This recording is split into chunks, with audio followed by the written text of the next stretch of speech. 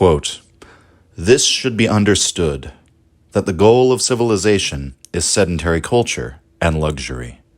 When civilization reaches that goal, it turns toward corruption and starts being senile, as happens in the natural life of living beings. Indeed, we may say that the qualities of character resulting from sedentary culture and luxury are identical with corruption. Man is a man only inasmuch as he is able to procure for himself useful things and to repel harmful things, and inasmuch as his character is suited to making efforts to this effect. The sedentary person cannot take care of his needs personally. He may be too weak because of the tranquility he enjoys, or he may be too proud because he was brought up in prosperity and luxury. Both things are blameworthy. He also is not able to repel harmful things because he has no courage as a result of luxury and his upbringing under the impact of education and instruction. He thus becomes dependent upon a protective force to defend him. He then usually becomes corrupt with regard to his religion too. The luxury and his subservience to it have corrupted him, and his soul has been stamped by habits of luxury, as we have stated. There are only very rare exceptions. When the strength of a man and then his character and religion are corrupted, his humanity is corrupted, and he becomes, in effect, transformed into an animal. This can be found in every dynasty. It has thus become clear that the stage of sedentary culture is the stopping point in the life of civilizations and dynasties." End quote. That was from Ibn Khaldun's Muqaddimah, Chapter 4, Section 18. And it's a wonderful summary of the general principles outlined in that work. We've also found those principles in the thought of the ancient Greeks, and we find them echoed by Friedrich Nietzsche. Perhaps this is unsurprising because Ibn Khaldun would naturally have the same view of luxury, as he just outlined, as itself identical with corruption, because Ibn Khaldun was also a student of the Greeks, just as Nietzsche was. Abd ar-Rahman Abu Zayd ibn Muhammad ibn Khaldun al-Hadrami is his full name, so hopefully you'll forgive me if we simply refer to him as Ibn Khaldun. He lived in the 14th and 15th centuries at the intersection of East and West, of Muslim and Christian civilization. He claimed descent from Yemeni Arabs who'd immigrated to Andalusia in Spain in the 8th century. During this time, when Ibn Khaldun's ancestors lived there, much of Spain was part of the Muslim world. By the time Ibn Khaldun was born, his family had moved to the other side of the Mediterranean, in Tunis.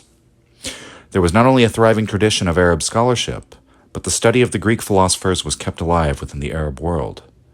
Khaldun lived at a time when social mobility and interconnectivity were at its peak in the Mediterranean amongst the Muslim world, and he lived in many places throughout. He served as a judge in Cairo and met personally with the famed conqueror Timur, also known as Tamerlane, upon the conqueror's request. As a well-traveled man who held high offices, met with great kings, and had access to the works of the Muslim, Christian, Greek, and Hebrew canons, Ibn Khaldun became one of the most fascinating philosophical figures, not just of the ancient Near East, but all of human history, in my opinion. In fact, history itself is Ibn Khaldun's focus, and his project is to create a theory of history, an explanation of how human societies develop, thrive, decline, and fall, the processes and patterns by which this happens, and the contributing causes. This is something, by the way, that we still don't really have today, insofar as historians, by and large, tend to be resistant to treating their field as a hard science. Because if history were to be regarded as a hard science, well, for one, it might threaten our idea of our absolute free will, right? And such deterministic processes governing human affairs are kind of scary to contemplate. It would mean that we would treat history as a scientific discipline that would then have to generate predictions about the future. That's how hypotheses are tested and then verified or falsified, by making a prediction of what will happen and then testing it. You'll find that most historians are somewhat hesitant about making such predictions, therefore. They probably don't want their understanding to be tested in such a way. But nevertheless, that is the idea that Ibn Khaldun's theory offers to us, that he's driving at, an actual science of history by which one identifies certain societal dynamics that always produce the same outcome, so long as the same factors are aligned. Ibn Khaldun is therefore an extraordinary figure, and I would argue he's centuries ahead of his time. Interestingly, we do see that some of the things that he perceives might be informed by the Greek writers we've discussed earlier in the season. And even though Ibn Khaldun has no direct line of influence to Nietzsche, I think that's why both men might agree in several important respects. I would go so far as to argue that what Nietzsche implies in rough outline through various observations throughout his published and unpublished canon, Ibn Khaldun gives us in the form of an explicit, well-thought-out system. Khaldun's theory of history is Nietzsche's suggestion of eternal return when applied to the political and thus to the historical level, that the tragic story of civilization recurs again and again due to structural factors having to do with the nature of human social organization. Khaldun sees the operations of economics and geopolitics as ironclad in governing human affairs. But it is interesting how his Muslim faith seems to inform his ideas as well, because by interpreting history through the Islamic lens, Khaldun is viewing human nature and human society as having been ordained by God, and thus unalterable by our free will. To put the same idea into secular terms, we might say that Khaldun perceives that the willpower or freedom of choice or moral character of individuals in their various times and places throughout history will not be sufficient to change the overarching pattern, because larger structures, larger powers than individual human wills are at work here. Ibn Khaldun, in his foreword to the Muqaddimah, asserts the notion of history as a science, or in the terms he puts it here, actually as a branch of philosophy, but sort of in the sense that we might talk about natural philosophy. Philosophy as it was once understood, as encompassing all the disciplines striving to attain to the truth. Khaldun writes, quote, "The inner meaning of history involves speculation and an attempt to get at the truth, subtle explanation of the causes and origins of existing things, and deep knowledge of the how and why of events. History, therefore, is firmly rooted in philosophy. It deserves to be accounted a branch of it." End quote. So, history should be accounted as a branch of philosophy. This is, when we think about the way Nietzsche thought of Thucydides as the exemplar of sophist culture. The sophists are typically considered a philosophical school, a school that taught rhetoric, among other things. But Nietzsche thinks that their most exemplary member is Thucydides, a historian, right? We might think about Machiavelli and how his theories of history are also philosophical and attempt to get at these first principles and explain rather than just describe, right? Similarly, Ibn Khaldun takes on history as the task of finding those whys, those hows, and he contrasts that with the portrayal of history as though it were simply the cataloging of a series of events or figures, right, and lifetimes and so on and so forth, as if history were simply the surface-level task of accounting for things that happened. The true historian attempts instead to come up with an explanation, a knowledge of how and why it happened. And if we don't do this and simply see the procession of figures and events as this chaotic or inexplicable series of happenings as something unpredictable and senseless, then Khaldun charges we're just expending no effort to get to the truth, right? We are, as Hegel might say, describing the world but not knowing the world. We're cataloging, putting things into categories and into sequences, which basically means just labeling, but it doesn't get us closer to understanding. It just means knowing what happened and being able to repeat the date that something happened, but without knowing why. And so that's sort of like that old saying, history is just one damn thing after another, right? I think that was Mark Twain, right? Which is intended to be a tongue-in-cheek saying, but that is how a lot of modern historians will sort of talk about history, because now in this post-structuralist, postmodern world, many people are so resistant to having any sort of imposed narrative. But Khaldun thinks that that's a mistake. In order to understand why history unfolded as it did, we have to overcome a number of misconceptions and myths also, many of which Khaldun attacks or debunks at the beginning of the work. A lot of them are sort of specific to his time and place, but he says that the misunderstandings about history are many because, quote, "the critical eye, as a rule, is not sharp," end quote. So after spending some time outlining the errors of these other historians, Khaldun puts forward in his preliminary remarks the scope of the territory covered by history as a discipline. in the way that he wants us to think about it and understand it. He says that history, quote, is information about human social organization, which itself is identical with world civilization. It deals with such conditions affecting the nature of civilization as, for instance, savagery and sociability, group feelings, and the different ways by which one group of human beings achieves superiority over another. End quote. So this is the way Khaldun sees history. History makes its subject the level of the social organization. We don't approach history as a discipline as solely concerned with individuals, nor with the entire human race as an amorphous blob, right? We study humans at the social level. We study changes at the social level, at the level of states or tribes or religions. In some sense, history is the study that sort of makes these structures, these national structures, these political structures, these social structures, to be the primary level of analysis. And even though there are sort of theories of history, like the great man theory of history, that may be very similar to something like what Nietzsche would put forward, you still have to fundamentally understand the operative powers as these power structures rather than just individuals, because even those individuals, those great men, we would only count somebody amongst the ranks of the great men if they were relevant to the destinies of large collectives of people, or if large collectives of people answer to them, right? These are sort of the people at the top of the social hierarchy who are important because of their effect on the power structure as a whole, right? We should also note here that Khaldun is describing the history of the pre-modern world. That's sort of another caveat we should add to this. So warfare is very common. It's far less brutal than the wars of the 20th century, but it's more of an accepted reality of human life. We have to take a step back from our own age and the long peace that we live in and consider that this used to be a very normal thing. Now, he outlines three very important concepts in his preliminary remarks that we read from there: savagery, sociability, and group feeling. Group feeling is a translation of a neologism that Ibn Khaldun employs, Asabiya.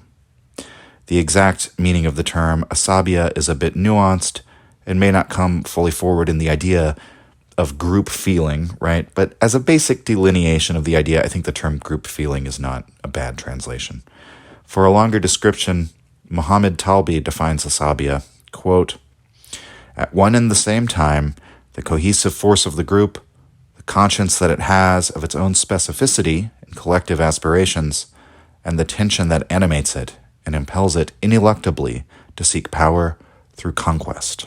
End quote. So, in this idea of Asabiya, as Talbi puts it, it sounds like something right out of Nietzsche, right? Even though it's ostensibly a measure of a group's capacity for cooperation and collective power, right, or collective action, which is usually the kind of thing that people think Nietzsche would be against or would, like, reflexively dismiss or something. But I don't think that's true at all. I think Nietzsche recognized that you have to treat with power as it actually exists and not as you would like it to be. And power exists at this collective level, as we've said. The group is powerful. It has its own distinct will to power. As Talbi puts it, it has a specific expression of its will to power that it has a sense of or a feeling for.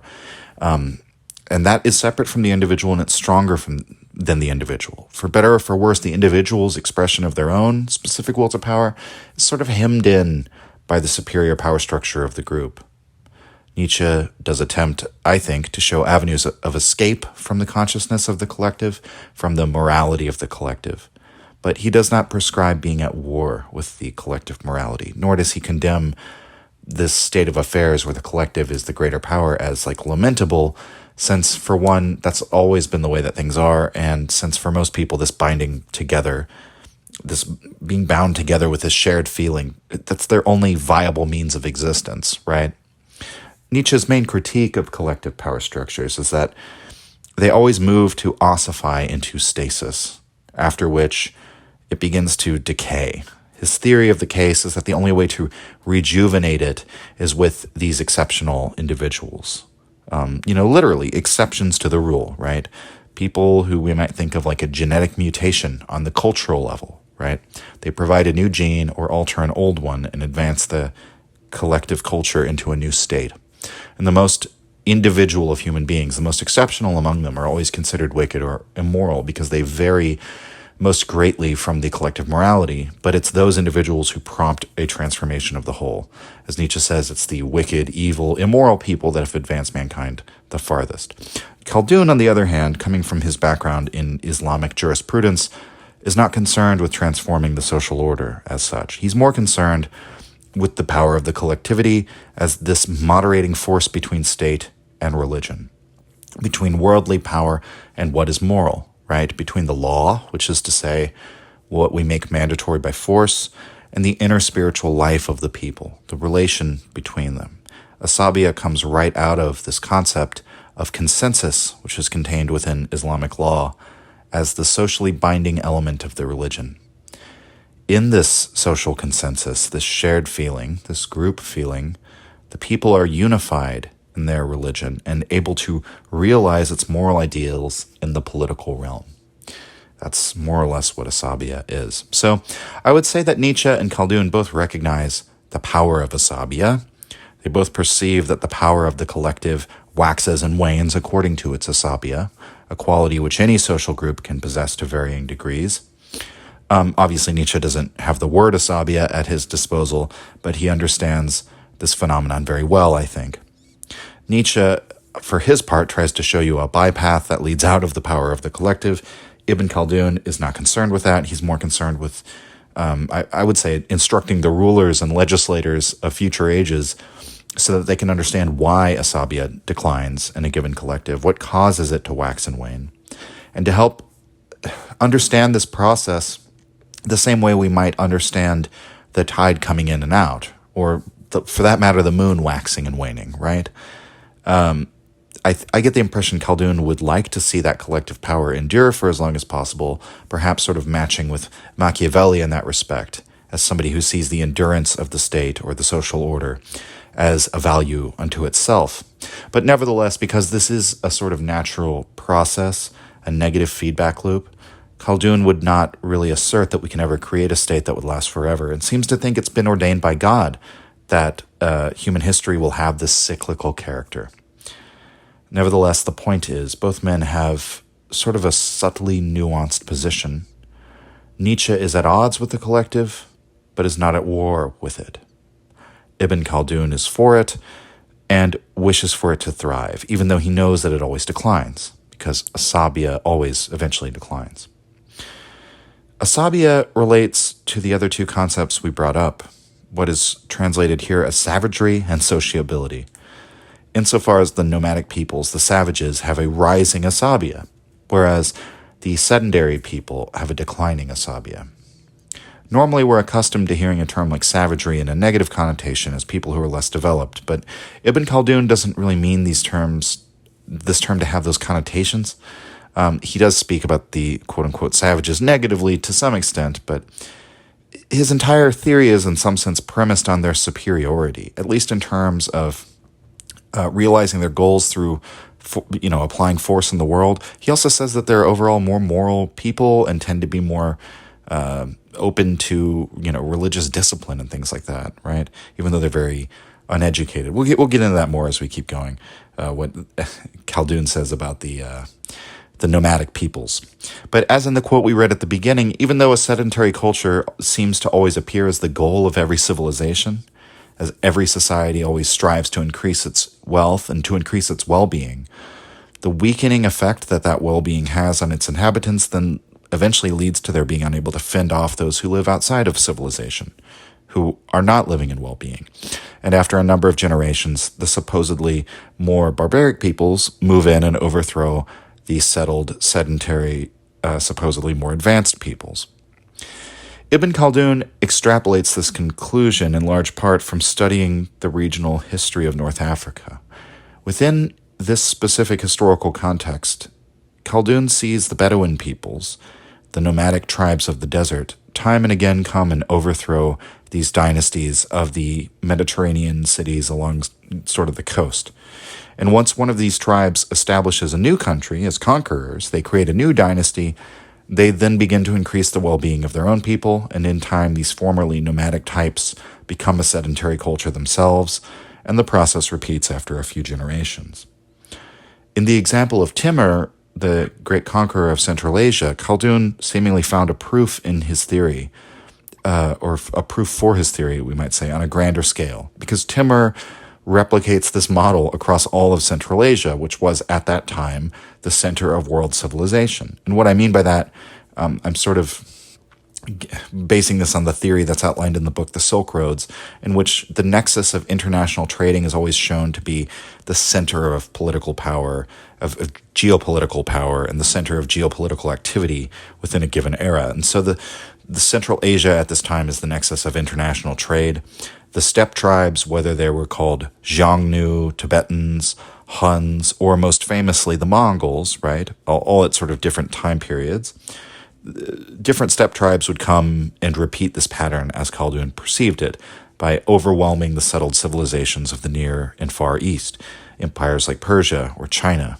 And over the centuries, sometimes they raided or conquered the civilizations of Europe, such as the Romans, the Byzantines, the Rus.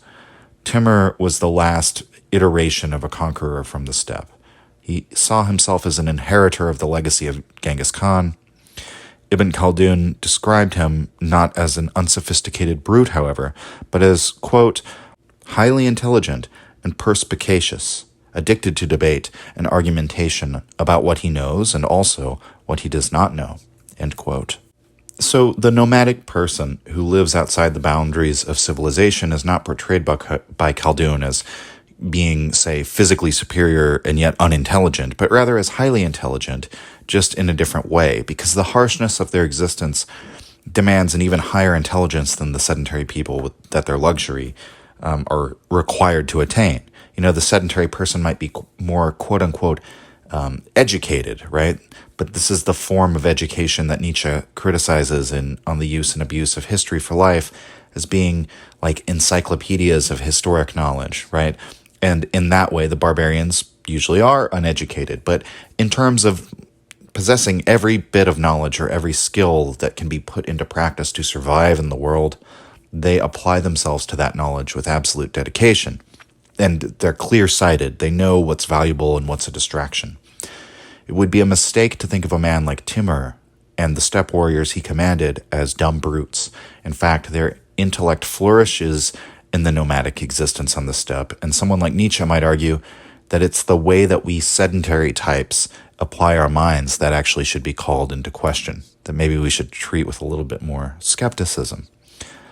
Khaldun writes in the prefatory discussion on human civilization in general, quote, we find that the inhabitants of fertile zones, where the products of agriculture and animal husbandry, as well as seasonings and fruits are plentiful, are, as a rule, described as stupid in mind and coarse in body.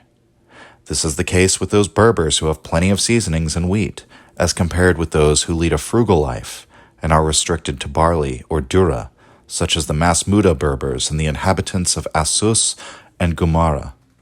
The same applies in general to the inhabitants of the Maghreb, who have plenty of seasonings and fine wheat, as compared with the inhabitants of Spain, in whose country butter is altogether lacking and whose principal food is durra.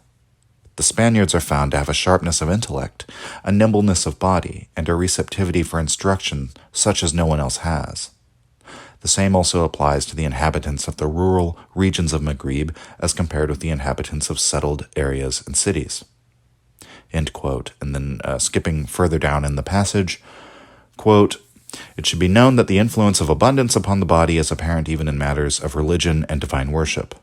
The frugal inhabitants of the desert and those of the settled areas who have accustomed themselves to hunger and to abstinence from pleasures are found to be more religious and more ready for divine worship than people who live in luxury and abundance. Indeed, it can be observed that there are few religious peoples in towns and cities, inasmuch as people there are for the most part obdurate and careless, which is connected with the use of much meat, seasonings, and fine wheat. The existence of pious men and ascetics is, therefore, restricted to the desert, whose inhabitants eat frugally. Likewise, the condition of the inhabitants within a single city can be observed to differ according to the different distribution of luxury and abundance. It can also be noted that those people who, whether they inhabit the desert or settled areas and cities, live a life of abundance and have all the good things to eat, die more quickly than others when a drought or famine comes upon them. End quote. And he basically goes on to say that he thinks that perhaps starvation is not an absolute condition, but a relative one. You could put it like that. That people who are accustomed to very little food can't starve from the same deprivation that might kill someone who is normally very well fed. That the people who make their stomachs accustomed to butter and meat and always being full and 3 meals a day are more likely to die when a famine hits than someone who subsists on dates and barely eats enough to survive, right? Sort of scrounging whatever they can out of the desert. Because you're not really experiencing an extreme reduction in your diet, right? Or in what you eat. You're used to famine. For you, it's just a minor shift, right? If that. And there may be some truth to this. Not in the specifics, insofar as, the physiology, the way Khaldun describes it. He seems to think it has to do with like the amount of moisture in your food, and that is in and of itself a sort of bad thing or a weakening thing, a corrupting thing. And Khaldun even seems to think that luxurious food with a lot of seasoning is inherently has a weakening effect. And this seems to be a view of physiology that's sort of based on like a balance of humors model, which isn't surprising given the era, and perhaps luxurious food identified by Khaldun as super moist we might think of it as like it's super moist and soft, so it makes you moist and soft. It makes you spiritually moist. It's funny because I remember Heraclitus seemed to suggest something similar, right? That, fire is life, and energy and activity and so on. So he sees moisture or wetness as an element that weakens or sort of softens or degrades you. That, for example, alcohol has a dampening effect on our psyche because being drunk is sort of like your soul getting wet, right? Anyway, matters of humors aside, Khaldun is right on the broader point, I think, insofar as what we've found in the places with the greatest advancement in urbanization and technology and general well-being is that declining religiosity, right? The abandonment of traditional roles and beliefs. Such that if you look at the places with the most well-being on earth, like the Scandinavian countries, they're also the most atheistic, and people have abandoned their traditional roles and beliefs in droves. Traditional beliefs, you might look at their declining rates of religiosity and high rates of atheism, of just like church attendance and, that sort of thing. And then gender-wise, right, we look at those roles that are sort of the most gender equality we've seen in the world, right, in human history. And so all of these things are sort of abandoned. So another thing he says, though, is that the overall aptitude of people who live on the edge, or on the edge of the state of nature, right, versus the aptitudes of sedentary people. What he says in the passages we just looked at are so obvious that it's almost like a truism. It seems almost impossible to argue against it, that human beings are anti-fragile, right? We get stronger the more we overcome challenges. So obviously, groups that exist in a harsher environment will be more capable. And so in terms of the various groups that live in North Africa, he divides them into the group of sedentary cultures and the Bedouins who live in the desert, right? He describes the Bedouin way of life as such, quote, "The inhabitants of the desert adopt the natural manner of making a living, namely, agriculture and animal husbandry. They restrict themselves to the necessary in food, clothing, and mode of dwelling, and to the other necessary conditions and customs. They do not possess conveniences and luxuries. They use tents of hair and wool, or houses of wood, or of clay and stone, which are not furnished. The purpose is to have shade and shelter, and nothing beyond that. They also take shelter in caves or caverns. The food they take is either little prepared or not prepared at all, save that it may have been touched by fire." End quote. Now, even though Ibn Khaldun seems to believe that the nomadic peoples are generally more apt in many ways than the sedentary people, he does make some disparaging remarks, as I've mentioned, that are not entirely clear to me why he makes them, in light of sort of the other comments he said. Because he says among all the barbarians, the camel-herding nomads who are rather hostile to any settled people and are always sort of accordingly driven deeper into the desert by the militias whenever they clash with them, he says they've become, as a result, quote, "the most savage human beings that exist," end quote. And he claims that when you compare them with sedentary people, they're like, quote, "wild, untamable animals and dumb beasts of prey," end quote. wild, untamable animals and dumb beasts of prey. So the way you might assess their intelligence is all relative, I guess, because he's also said that those who live in abundance are dulled in body as well as in mind. So wouldn't the people who live in the most savage conditions have the sharpest minds? I guess it doesn't work like that. I mean, one way I think we could interpret it is in the sense that they're totally uneducated and ignorant of the arts and sciences. But when it comes to skills of warfare or survival, they're incredibly sharp. And so to give expression to the whole sort of pattern, the way Khaldun sees it is rather elegant, that the Bedouins, the apparently uncivilized people, are what he calls the reservoir of all civilization and all settled life. The desert is the basis upon which all these complex sedentary cultures emerge. And I love it because it takes the desert, the wilderness, and it calls it a reservoir, right? A reserve, a source of life. It's oxymoronic and thus poetic in a sense, right? Because we think of the desert as lifeless, but it's actually the source of life. Civilizations emerge from it. And then when they grow to an old age, the desert swallows them up again. It takes them back. So one's education in the arts and sciences, rather than setting him above the nomadic peoples, ought to be regarded as owing its very existence to the nomadic desert life. The desert is the origin and the precursor of all culture. That all civilization is founded by Bedouins. Obviously, not every civilization on Earth was actually founded by a North African desert tribe, but just to use the term Bedouin in a broader, more extended sense, we might talk about Bedouins as a category of human life, right? And the desert as the wilderness, the state of nature, the place beyond the comfort and security of the state, the frontier, the war zone, the wild, whatever, right? Khaldun writes in chapter 2, section 3, quote, Bedouins are the basis of and prior to cities and sedentary people. Man seeks first the bare necessities. Only after he has attained the bare necessities does he get to comforts and luxuries. The toughness of desert life precedes the softness of sedentary life. Therefore, urbanization is found to be the goal to which the Bedouin aspires. Through his own efforts, he achieves what he proposes to achieve in this respect. When he has obtained enough to be ready for the conditions and customs of luxury, he enters upon a life of ease and submits himself to the yoke of the city. This is the case with all Bedouin tribes. Sedentary people, on the other hand, have no desire for desert conditions, unless they are motivated by some urgent necessity or they cannot keep up with their fellow city dwellers. Evidence for the fact that Bedouins are the basis of and prior to sedentary people is furnished by investigating the inhabitants of any given city. We shall find that most of its inhabitants originated among Bedouins dwelling in the country and villages of the vicinity. Such Bedouins became wealthy, settled in the city, and adopted a life of ease and luxury, such as exists in the sedentary environment. End quote. And so I like that contrast there. All of the Bedouins they're always driving towards sedentary life, but the sedentary people never want to go back to the desert, right? We can see naturally why mankind would wish to proceed from desert conditions and into the city, but the sedentary people don't want to go back. They have no desire for desert conditions.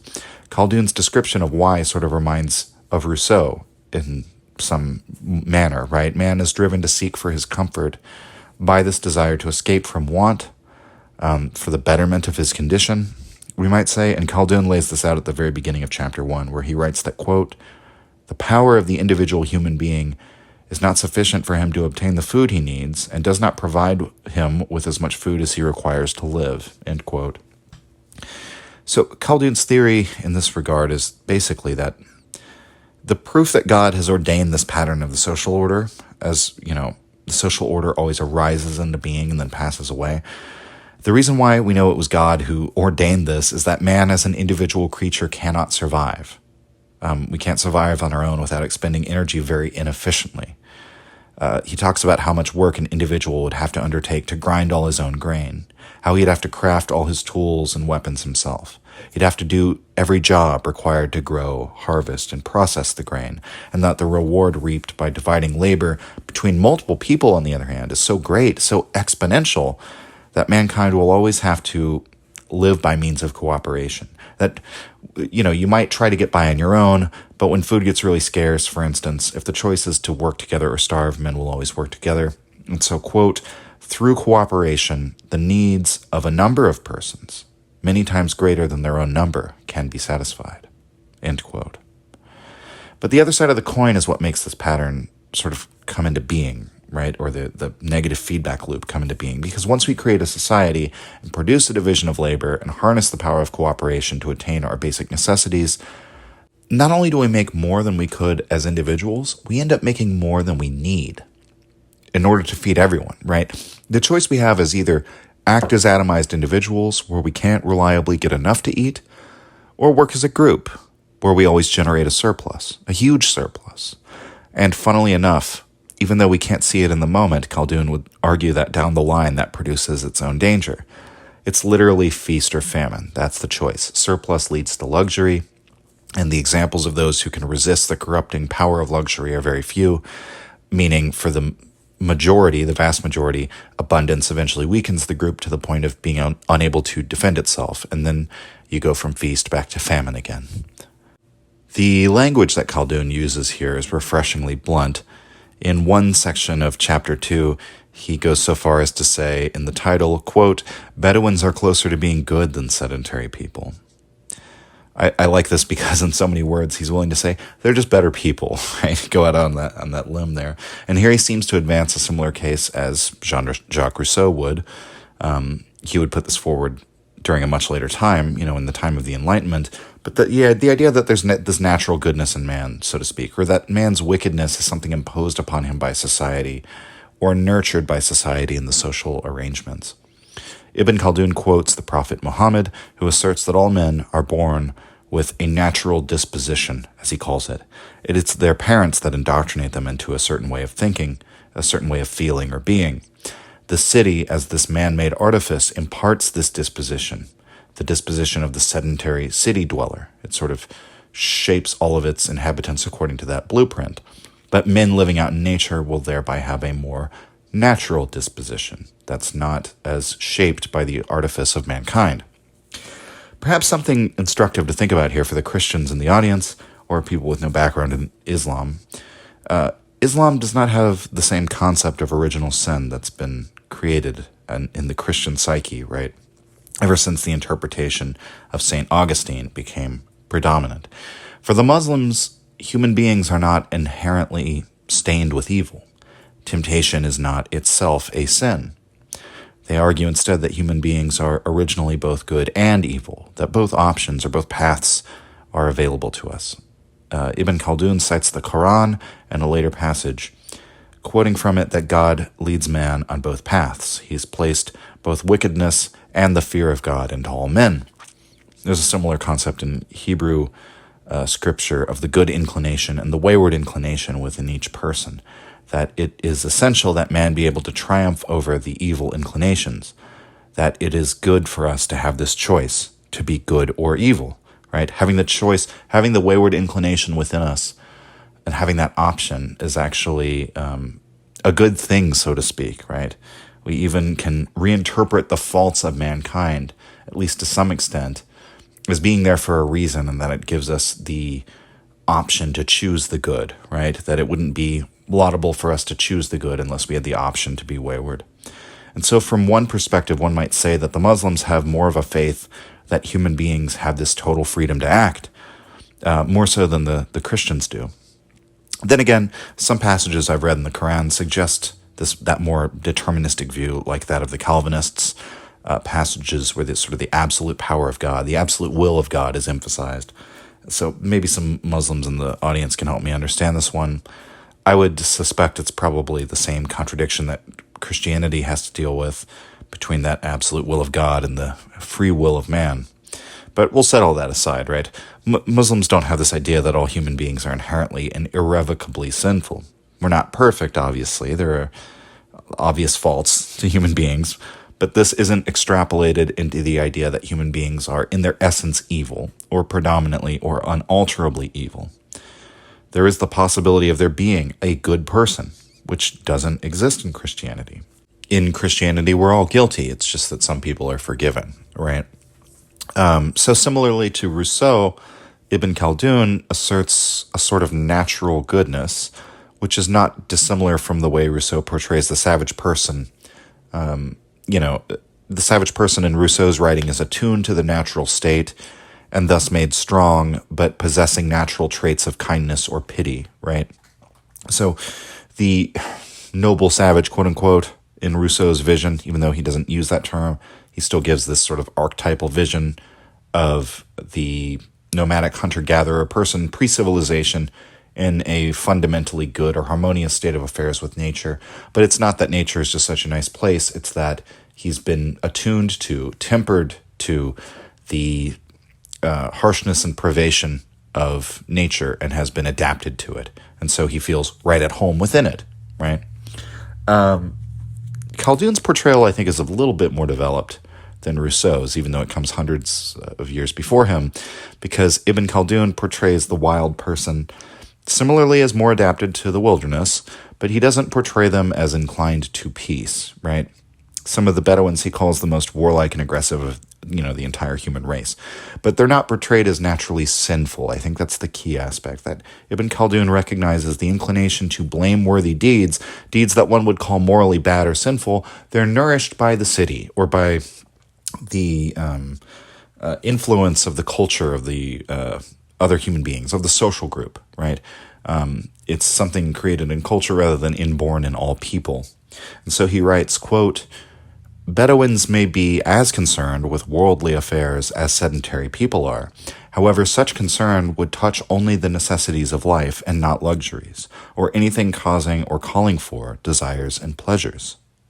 The customs they follow in their mutual dealings are, therefore, appropriate. As compared with those of sedentary people, their evil ways and blameworthy qualities are much less numerous. They are closer to the first natural state and more remote from the evil habits that have been impressed upon the soul of sedentary people through numerous and ugly, blameworthy customs. End quote. So this is obviously moralistic and subjective to some extent, I guess, but it hammers home the idea of what Khaldun thinks luxury is, so we can understand it as he does, and the danger that it poses to society. Because the faults he mentions, let's take them out of the moral realm and put it into the psychological realm, i.e. absent a value judgment, right? We find much the same observation was made by Machiavelli and Nietzsche, that a man who obtains great wealth can't feel secure in it except by gaining more, that attainment of great wealth doesn't lead to greater satiety but to greater greed, and that this greed will consequently lead those driven by it to become less compassionate, less human-hearted, and less spiritual, and they will be satisfied with less and less. They'll need more and more to feel satisfied in life. More and more, they'll become accustomed to a certain level of material comforts, right? And so the next section is entitled, Bedouins are more disposed to courage than sedentary people. That's more about the softening aspect rather than the immoralizing aspect, we might say. So Khaldun writes, quote, the sedentary people have become used to laziness and ease. They are sunk in well-being and luxury. They have entrusted the defense of their property and their lives to the governor and ruler who rules them, and to the militia which has the task of guarding them. They find full assurance of safety in the walls that surround them, and the fortifications that protect them. No noise disturbs them, and no hunting occupies their time. They are carefree and trusting, and have ceased to carry weapons. Successive generations have grown up in this way of life. They have become like women and children who depend upon the master of the house. Eventually, this has come to be a quality of character that replaces the natural disposition. The Bedouins, on the other hand, live apart from the community. They are alone in the country and remote from the militia. They have no walls or gates. Therefore, they provide their own defense and do not entrust it to or rely upon others for it. They always carry weapons. They watch carefully all sides of the road. They take hurried naps only when they are together in company or when they are in the saddle. They pay attention to the most distant barking or noise. They go alone into the desert, guided by their fortitude, putting their trust in themselves. Fortitude has become a character quality of theirs, and courage their nature. They use it whenever they are called upon or roused by an alarm. When sedentary people mix with them in the desert or associate with them on a journey, they depend on them. They cannot do anything for themselves without them. This is an observed fact. Their dependence extends even to the knowledge of the country, the directions, watering places, and crossroads. Man is a child of the customs and the things he has become used to. He is not the product of his natural disposition and temperament. The conditions to which he has become accustomed, until they have become for him a quality of character and matters of habit and custom, have replaced his natural disposition. If one studies this in human beings, one will find much of it, and it will be found to be a correct observation." End quote. I think Khaldun is just so fascinating here because he provides us with potentially a new understanding of master and slave morality, or terms that are roughly analogous to it, but recontextualizing them as these moralities that cyclically emerge according to the conditions and perspectives of human beings at different places within this cycle that he's describing. That, as Nietzsche argues, our morality is who and what we are. The doer and the deed are inseparable, right? If we must formally separate the two simply for the purposes of language or getting across our point here, then we might say we're free to choose our actions but don't choose our nature. That's another way to say it. All of this is just different phrasings of the idea that our view of the world flows from our place of perspective within the world, and so the self-reliant person will have a self-reliant worldview and manifest a way of life that is self-reliant. Meanwhile, the person who relies on the collective, who neglects war and entrusts his defense to others, who could not therefore survive without the continuation of the social structure, he manifests a different morality, a completely different worldview, one which is based on obedience, on kindness, and, interestingly enough, on what we might call individualism or vulgar individualism, because group feeling is no longer required for his survival. So, in addition to master morality and slave morality, we have the terms Bedouin morality and Berberid morality, we might say, or nomadic morality versus city morality. The sentiments, feelings, and outlooks of those who are on the frontier versus those who are settled, or who live a sedentary life. And so the Bedouin type of outlook is the original outlook. It's because it comes from the reservoir and the origin of all cultures and civilizations, right? So it's self-affirmative and self-reliant, and that fits if we compare it to Nietzsche's concept of master morality. As regards the character of the Bedouins, Khaldun says a lot of the same things that Nietzsche does when he's sort of giving his admiration of the religiosity of the Greek aristocrats, that they have the ability to sacrifice and renounce, to put their virtue ahead of their own advantage. He says that the common people are the ones who are always concerned with what advantage will this give to me. That the Bedouins, they're not enticed by comforts as they view these things as dangers. That's another similarity to the way that Nietzsche talks about Greek culture. It's in a passage in Daybreak where he's talking about the antica morale, the entire morality of antiquity, and that it is almost the inverse of our modern morality, and that they viewed comfort and safety as dangers. And they, viewed things like luxury as a danger, whereas, they viewed madness as a virtue and warfare and competition as virtues, and so on, and how just starkly different their morality, their entire moral understanding was for ours. But just as the Greek city-states eventually produced this elite over many generations, which no longer appears noble, right? They no longer have this unquestionable divine origin for their authority, and they no longer manifest those virtues, it calls into question the entire order of rank. And as we'll remember at the beginning, Ibn Khaldun sees as essential to human social organization in general Asabiya, and he says that there's this natural tendency for human beings to dominate over one another. It's very similar in many respects to Nietzsche's entire conception of how the collective works, that there is this collective consciousness, this collective moral reality, these collective moral intuitions, that the entire collectivity of mankind, on the other hand, is still based on this order of rank idea, on this commanding and obeying sort of function of the will, is maybe one way to put it. So it's collectivity as power, but not in like a hippie egalitarian sense, right? In a hierarchical sense. And so that entire hierarchy is called into question as those at the top don't actually appear to deserve their position at the top. That's the most straightforward way to put it.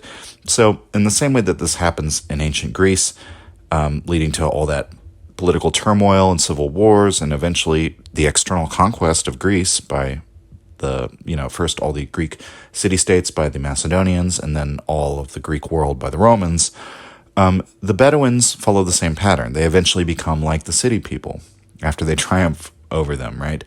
They themselves are met with revolution or overthrow. And so after the whole drama is played out, all is returned to the desert again. Ashes to ashes and dust to dust, or sand to sand, I guess, whatever we want to say. So we have that inevitable slave revolt in morality. That is what the morality of the city represents, in some sense. We might compare it to the Christianity that took hold like wildfire in the cities of the late Roman Empire, whereas the people of the countryside remained these conservative pagans of the old religion. And what happens shortly after that Christianization of the Roman Empire is that Rome falls. And you could see that as more of a sign or symptom of the decline rather than the cause, which is what Nietzsche always cautions us to do. So the Bedouins are, roughly speaking, Dionysian in some way, right? They're the self-reliant desert dwellers. They live in tune with nature, not as in a peaceful, Edenic paradise, but as people attuned to the reality of constant struggle and warfare.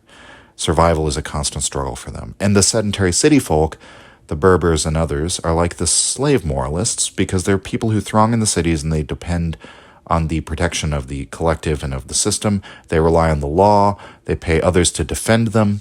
They depend on the system continuing to function for their survival. And if the system were to break down, the atomized individuals will not be self-reliant. They'll actually be unable to either be self-reliant or to coordinate as a group in order to exercise power on the world. The only thing holding them together, therefore, is sort of the walls of the city, right? Both literally and metaphorically. The walls here in a metaphorical sense, standing for the systems of taxation and raising militias and the market, which is protected from fraud and theft and so on. All of this that depends on the state for its existence. But because everyone within these city walls has now become the center of their own world, because they don't have the constant pressure to have to coordinate for their own survival and to express their power in a collective way, none of them have that ethos anymore of wanting to sacrifice themselves for the sake of the collective's existence. Nietzsche would say they've lost their capacity for commanding and obeying. And since there's no selection mechanism against them, or at least it's extremely lessened because they're protected against it to whatever degree, they begin to see any natural selection pressure, any external selection pressures against them as evil, and the job of society is to protect them from this pressure. That becomes the morality that they have. They become weak and helpless, and that eventually produces a morality that therefore praises weakness and helplessness and declares any attack upon the weak or helpless to be evil, because naturally that is the morality that they would adopt, right? So Khaldun continues in section 6. He's sounding the same note as Nietzsche would many centuries later, and Machiavelli as well. He puts forward the idea of the order of rank between individuals in society as a sort of law of nature, as Nietzsche would do. But like Machiavelli, he looks favorably upon a regime that gives liberty to its subjects as a sign of the strength of that regime and the strength of the subjects that it governs. Khaldun writes, quote, "As a rule, man must necessarily be dominated by someone else.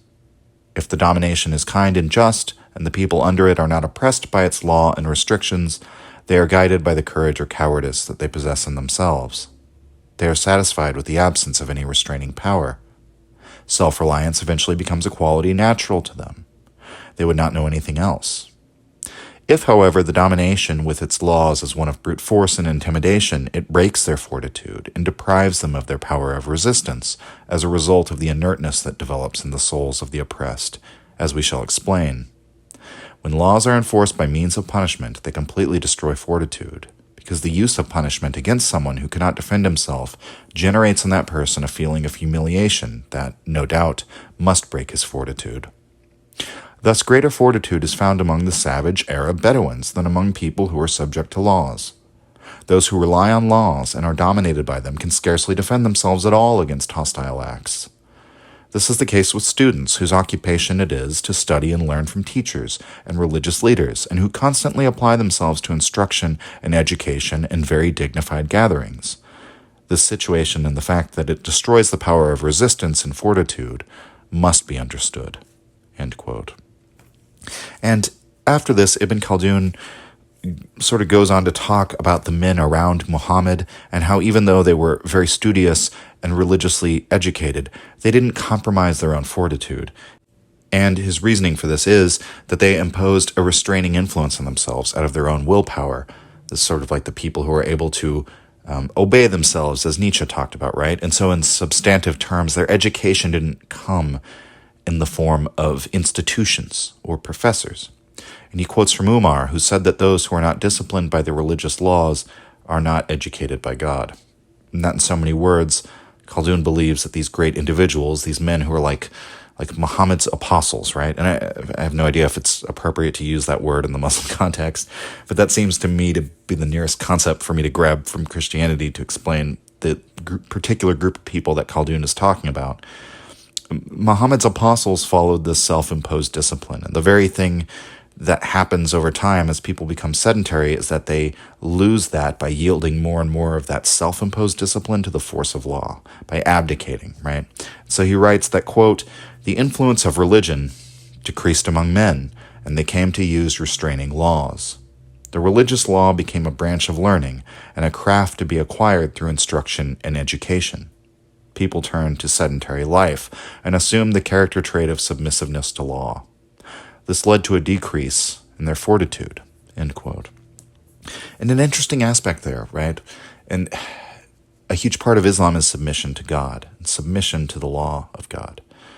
But here he's saying by having to submit to earthly laws, when that religious command to submit to the will of God, when you're not strong enough to follow that out of your self-imposed will, you will be forced to sort of abdicate your will to the, what would you say, the earthly power structure, right?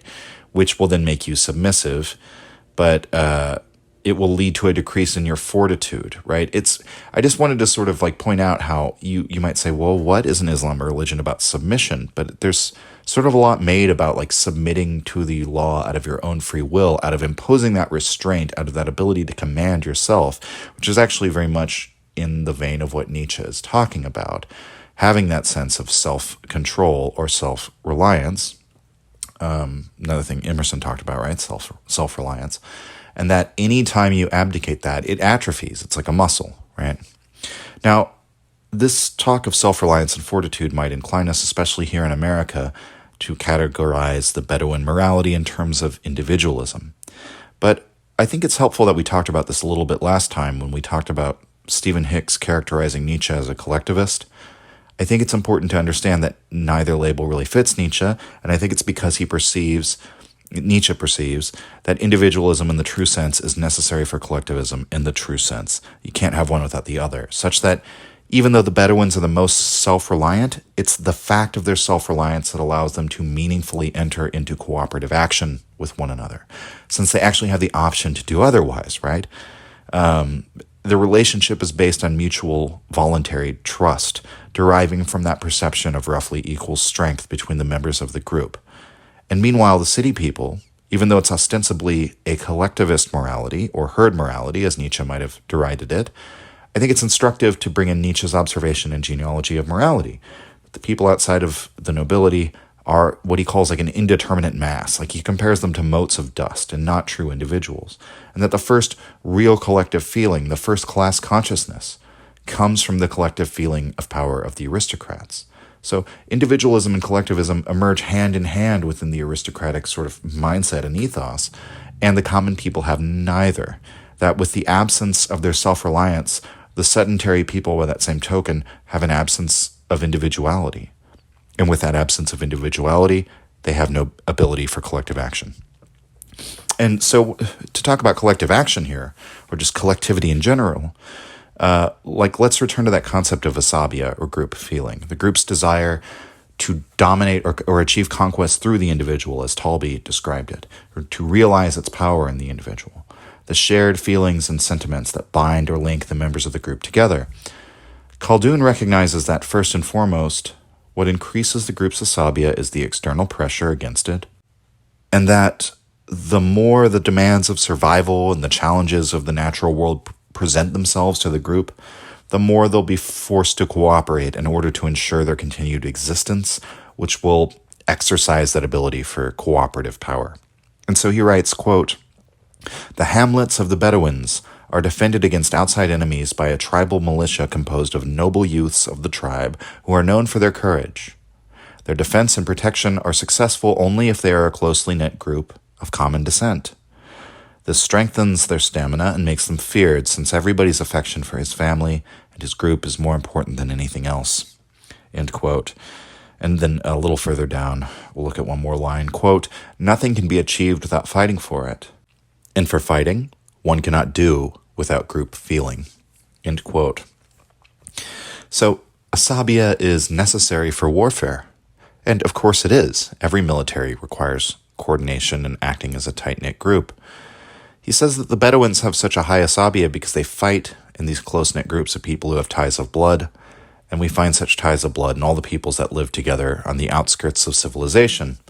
But more than that, however, all their friends and loved ones are those with whom they must fight and die, and that raises their overall level of group feeling towards one another, because it preserves this idea of the reality of the group above the individual. It's more closely perceived that the more they cooperate, the more they're able to repel threats and exercise their power in the world.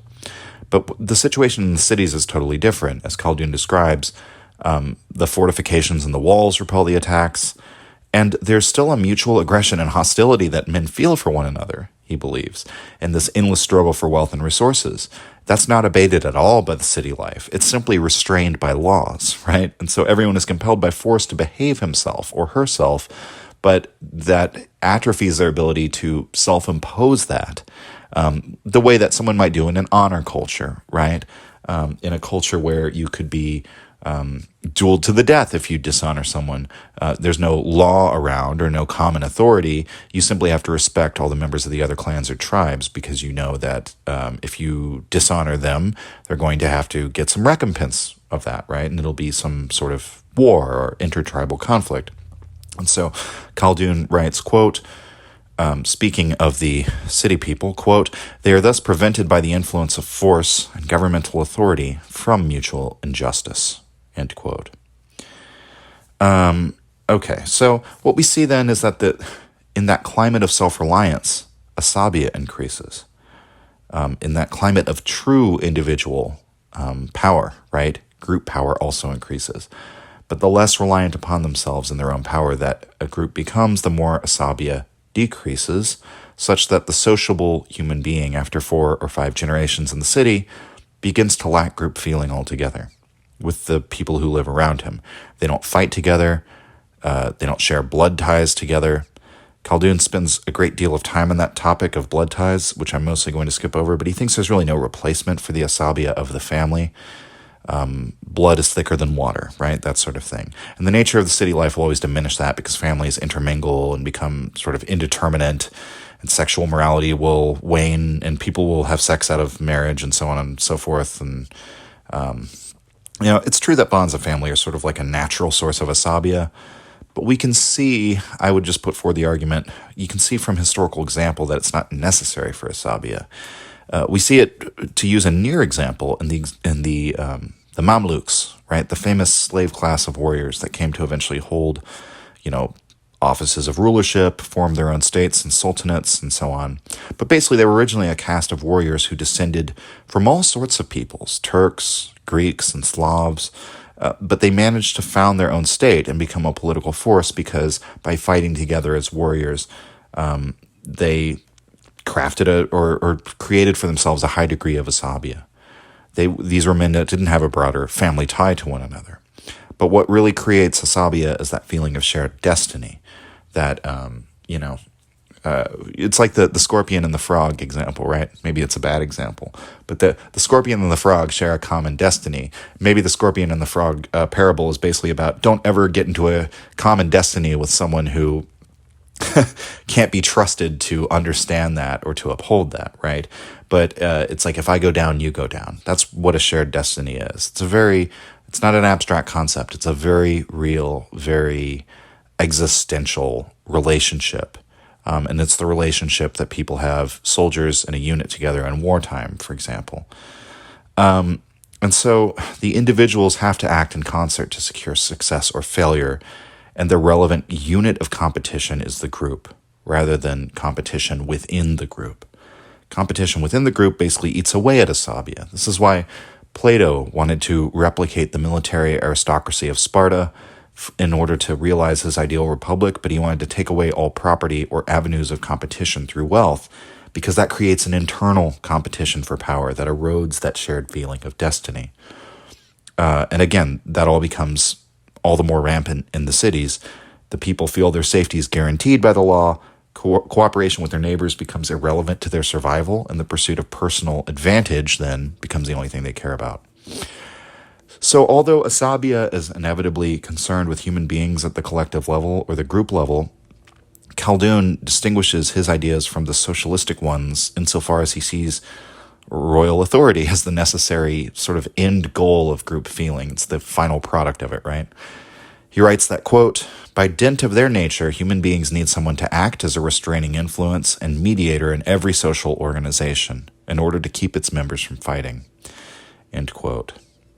So at a glance here, it might seem like a bit contradictory in that before we were talking about relying on ourselves and our own willpower, as the Bedouins do, right? Rather than those city folk who are restrained by laws. But here, Ibn Khaldun seems to imply that the Bedouins, as those with the highest Asabiya, will produce a leader which restrains or mediates among them, right? I think if we're going to be charitable, we could say maybe the difference is that the mediating force among the sedentary cultures is the law itself, conceived of as a sort of abstract, whereas for the Bedouin, the mediator is a personality or a person, right? And that, furthermore, even though the Bedouin style of civilization creates group feeling through individual self-reliance, there is simply something about the structure of human social relationships that sort of requires the group to invest its energies into one person as a representative. You could compare it to the Rousseauian legislator or something like that. The incarnation of the collective will, the general will. But we can plainly see that Khaldun is thinking along the lines of an intractable order of rank as woven into the fabric of human nature, so to speak, which is also the way Nietzsche tends to think about it. In any case, Ibn Khaldun explains it this way, quote, "When a person sharing in the group feeling has reached the rank of chieftain and commands obedience, and when he then finds the way open toward superiority and the use of force, he follows that way because it is something desirable. He cannot completely achieve his goal except with the help of the group feeling, which causes the others to obey him. And thus royal superiority is a goal to which group feeling leads." End quote.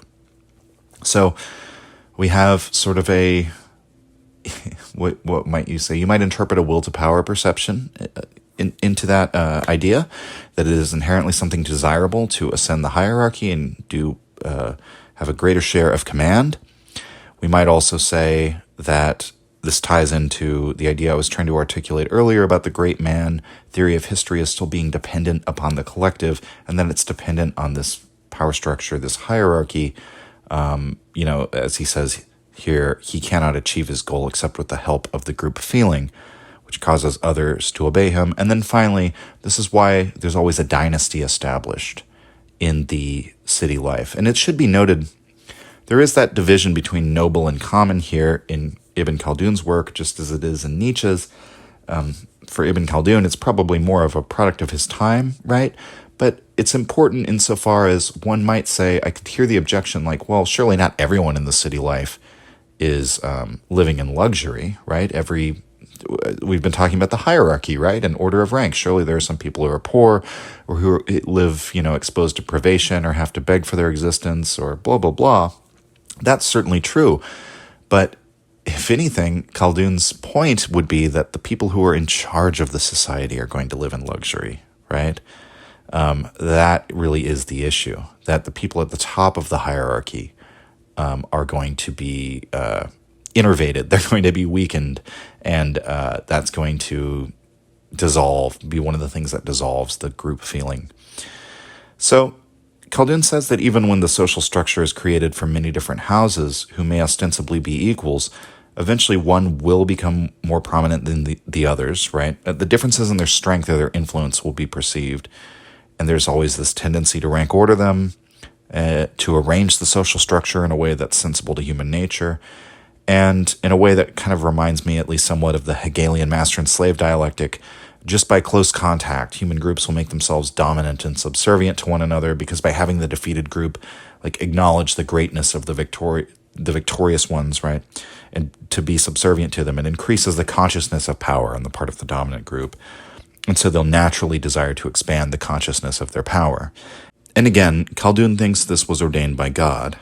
And certainly in a monotheistic religious outlook, the hierarchical structure probably makes a lot of sense, right? A lot of intuitive sense. Accordingly, he says that the greatest capacity for royal authority exists within the savage nations on earth. He writes that, quote, "While a nation is savage, its royal authority extends farther," end quote. And he includes the Bedouins in that assessment, as well as the Zanata and similar groups. That's because the members of these groups have the strength to fight other nations, and he writes, quote, "All the regions and places are the same to them. Therefore, they do not restrict themselves to possession of their own and neighboring regions. They do not stop at the borders of their horizon," end quote. So, although Khaldun kind of contradicts himself, since he later says royal authority is altogether lacking in the Bedouins, because they're almost so wild that they live so far from civilization that they lack the tendency to organize themselves for the domination of others. I'm trying to exactly work out some of these contradictions in his thought. I mean, we might say they dominate in battle, but they don't really form states because they're the least willing to subordinate themselves to one another. Or you might say the point at which they form a state is the point at which they stop being Bedouins, right? And so their total feeling of self-reliance seems to kind of prevent that group feeling from forming a royal authority over them as long as they're living out in the deserts. But then in other passages, Khaldun says that the Bedouins, in their submission to their sheikhs, are like the exemplars of royal authority. So I'm not quite sure how to interpret this. Maybe it's just a genuine contradiction, because on the one hand, he seems to suggest that group feeling is generated among wild peoples, and in other places he suggests that it isn't. It's sort of like his remarks on the intellect of the Bedouins too, right?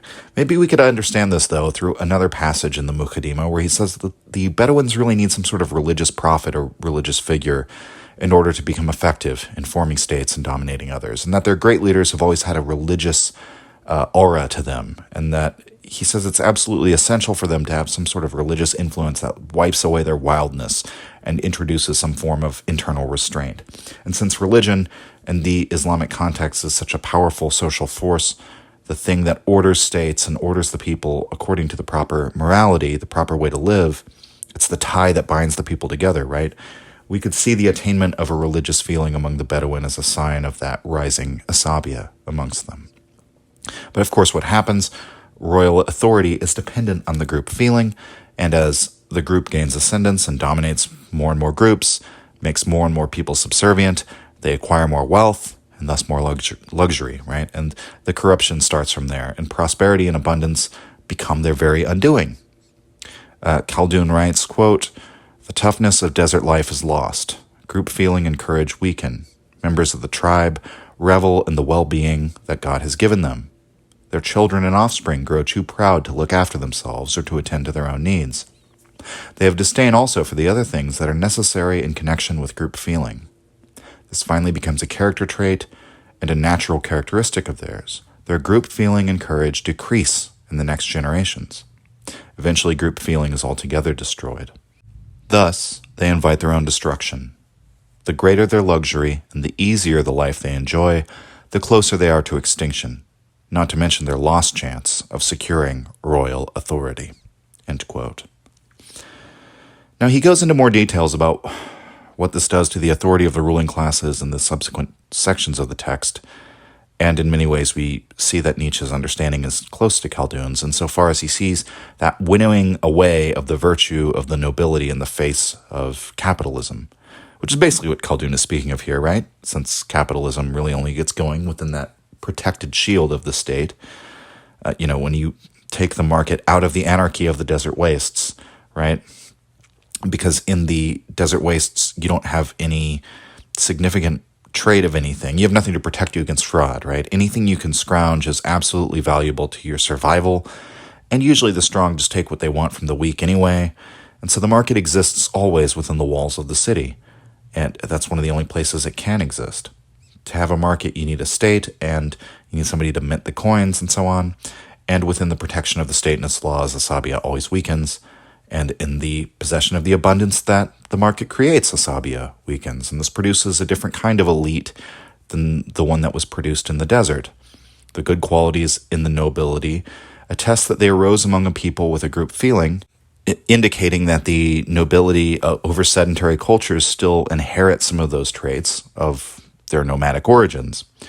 Quote, "Whenever we observe people who possess group feeling and who have gained control over many lands and nations, we find that in them an eager desire for goodness and good qualities, such as generosity, the forgiveness of error, tolerance toward the weak, hospitality toward guests, the support of dependents, maintenance of the indigent, patience in adverse circumstances, faithful fulfillment of obligations, liberality with money for the preservation of honor, respect for the religious law and for the scholars who are learned in it." End quote.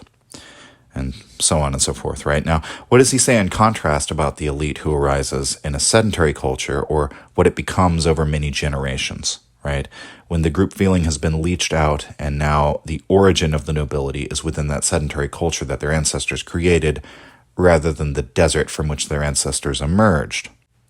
Well, he says, quote, "Vice versa, when God wants a nation to be deprived of royal authority, he causes its members to commit blameworthy deeds and practice all sorts of vices. This will lead to the complete loss of their political virtues, which will continue to be destroyed until they no longer exercise royal authority. Someone else will exercise it in their stead. This is to constitute an insult to them, and that the royal authority God has given them and the good things he has placed at their disposal are taken away from them. Upon close investigation, many such instances will be found among the nations of the past." End quote. And there's a beautiful set of lines about this process in section 21 of chapter 2, where Khaldun again treats the issue of the social structure like sort of a vital organism with a vigorous youthful beginning, and that like responsible button-down middle age, and then senility and death.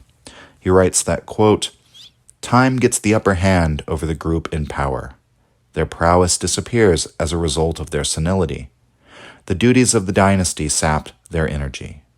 Time feasts on them, as their energy is exhausted by well-being and their vigor drained by the nature of luxury. They reach their limit, the limit that is set by the nature of human urbanization and political superiority." End quote. And he writes that this is all the doing of God, and that this has happened again and again, as evidence for that. This happened in Persia. It happened in Greece. Quote, "When Khayanid rule was wiped out, the Sasanians ruled after them. Eventually, God permitted them to be destroyed by the Muslims. The same was also the case with the Greeks. Their rule was wiped out and transferred to the Romans. This is how God proceeds with his servants and creatures. All this has its origin in group feeling, which differs in different groups. Luxury wears out royal authority and overthrows it. Eventually, a great change takes place in the world, such as the transformation of a religion or the disappearance of a civilization or something else willed by the power of God. Then royal authority is transferred from one group to another to the one that God permits to effect that change." End quote. There's echoes here, or maybe echoes is the wrong word, just similarities I see between what Khaldun is talking about and what the Chinese call the mandate of heaven, right? Or the divine right of kings is the way they talked about it in Europe. That there's sort of, we should see the transition of power over the decades and centuries as just the sort of natural cyclical course of things as ordained by God.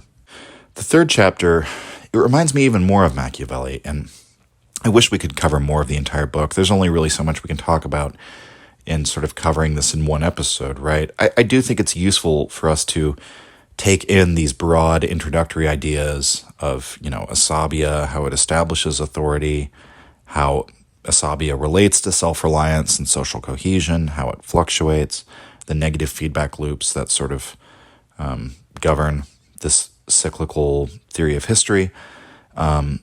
But when Khaldun proposes this, it isn't just based on a feeling or intuition or that he just thinks it sounds good. It's because these structural demographic factors that produce a pattern, just like the water cycle, right? Or the circulating of currents in the ocean or the swelling and decline of animal populations, Like everything else we see in nature, human social life is this ever-dancing dynamic, right? And so Khaldun gets even more precise when he asserts that the life of a dynasty doesn't extend beyond 3 generations. The first generation retains the desert qualities, as he calls them, and as such they maintain order and subordination of others.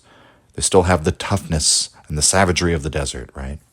Then the second generation changes from that desert attitude to the sedentary culture.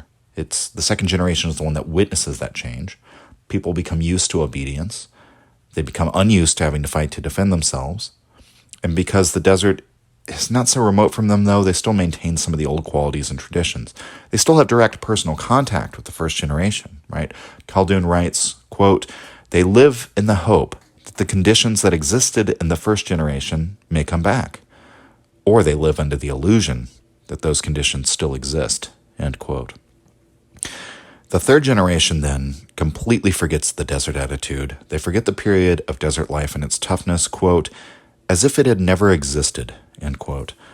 This is where the group feeling begins to vanish. People become cowardly. Even the leader depends on other people to support and defend him. And Khaldun then says that it's in the fourth generation that the royal prestige is destroyed.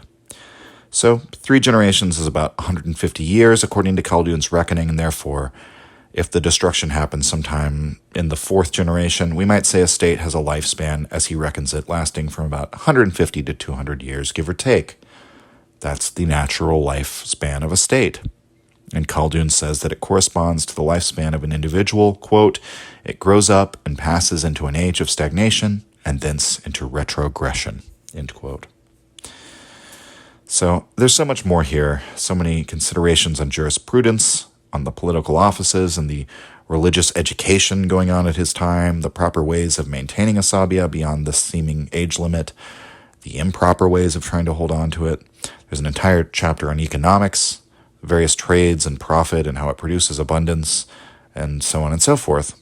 And I encourage everybody out there, if you're interested, to pick up a copy or find a free version online and dive into the Muqaddimah. It's very fascinating work, especially if you haven't read anything outside the Western canon. Perfect introduction to Arabian philosophy, I think. What I see in Ibn Khaldun, and why I wanted to bring in at least this introductory glance at his ideas, is to show this kind of view of history that we have seen in Thucydides, in Machiavelli, in Nietzsche, among others. This kind of attempt at not just describing the events that happened, but actually explaining them. That can be found here in a completely different philosophical canon, from a different religious and social framework. And so what I like about the approach of an Ibn Khaldun or a Thucydides is that invitation to take a step back from our moralized interpretations of history and human affairs, and to take a step back from the immensely outsized importance that we place into our own individual free will and the actions of individuals. Step back from the partisan arguments of our day, from all provincial and historically contingent perspectives, and take in the whole picture, to see the operation of the entire pattern, the entire dynamic, to understand ourselves in our own political and historical struggles as still acting within the shape or contours of those same patterns and laws, and thus to gain a distance on it, to gain a sense of untimeliness, to regard our history and our politics more scientifically, more from the bird's eye perspective, right? But of course, from the modern angle, maybe some of his claims might seem quite broad or maybe overreaching or overgeneralizing. I could see those sorts of objections. So I want to take it to the next level. I want to look next week at the work of a person who's taking the wisdom of Khaldun and attempting to realize it through the modern scientific process, to create a modern science of history, whereby the hypotheses of Ibn Khaldun could actually be falsified or verified. This is, of course, controversial, as it always will be, for many of the reasons that we outlined at the beginning. But next week, we're going to dive into cliodynamics, the new attempted science of history, put forward by Peter Turchin. Join me then, friends. Until next time, signing off. If you enjoyed the Nietzsche podcast or found it helpful, you can visit us and support the show at patreon.com/untimelyreflections. The link is in the description. Or just share the show with any of your friends that you think might enjoy it or on social media. Thank you for your support.